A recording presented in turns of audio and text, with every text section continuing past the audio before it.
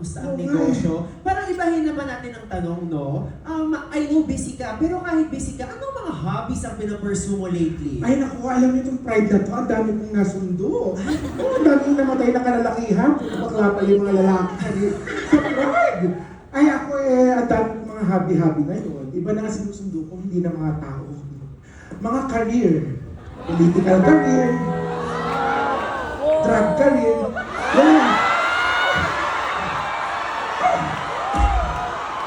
Sige ka mo tayo. Sorry, nakihingan ng pangalan. Medyo nauga po. Sino po ang mga to? Baka pwede po namin malaman? Ano mo, boss? Respect na lang natin, ano, ang kanilang privacy. Sige po. Okay po. Sige.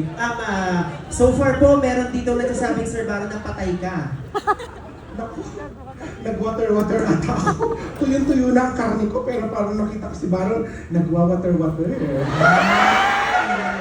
So sige po, very quickly lang, no? Kung gusto niyo pong akitin si Sir Baron, ano po ang pitch na ibibigay niyo sa kanya para ikaw ang kanyang piliin? Di ba mahilig ka sa sabaw? Yes. Ha? Gamitin mo yung buto ko.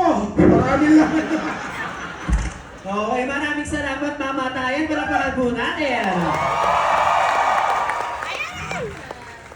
Okay, it's time to move to the top row of our cast. Please welcome ang nag-iisang buba, Rufa May